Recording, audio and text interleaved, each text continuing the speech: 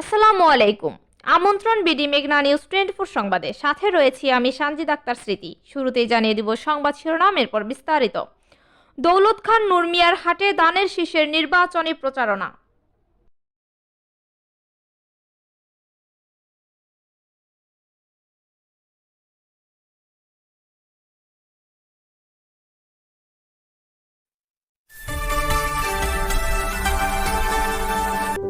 BD মেঘনা news 24। শুনছিলেন সংবাদ শিরোনাম। ভোলা থেকে রাসেল সবুজের পাঠানো তথ্য ও ভিডিও চিত্রে থাকছে বিস্তারিত। ভোলা জেলার দৌলত খান উপজেলার নূর মিয়ার হাটে ভোলা 2 আসনের বিএনপির মনোনীত প্রার্থী আলহাজ হাফিজ ইব্রাহিমের পক্ষে ধানের শীষের নির্বাচনী প্রচারণা অনুষ্ঠিত হয়েছে।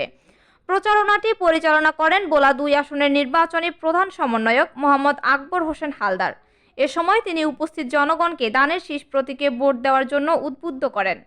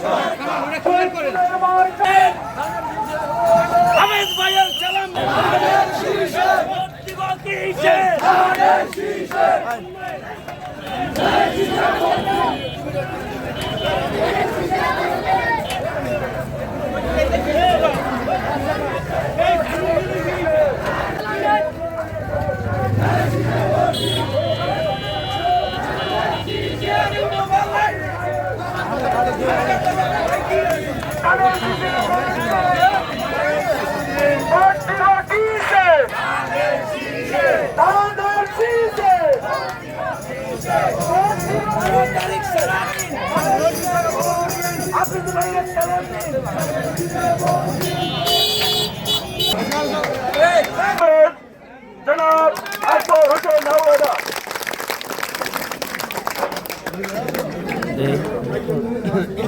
বিসমিল্লাহির রহমানির রহিম। আসসালামু আলাইকুম। আসলে মিছিল শেষে বক্তব্য দেওয়া যায় না, কারণ আমরা সবাই ক্লান্ত। তবে আজকের এই মিছিলে প্রমাণ করে যে নূর মিয়ার হাট বিএনপির ঘাঁটি নাকি। আমাদেরকে 12 তারিখে এটা ব্যালটের মাধ্যমে প্রমাণ করতে হবে।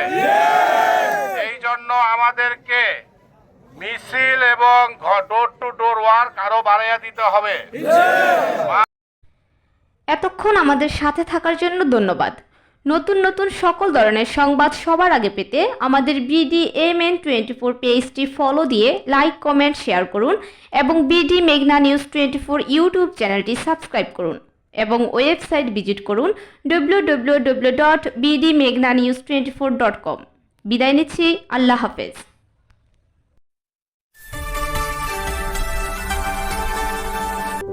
বিডি মেঘনা নিউজ 24।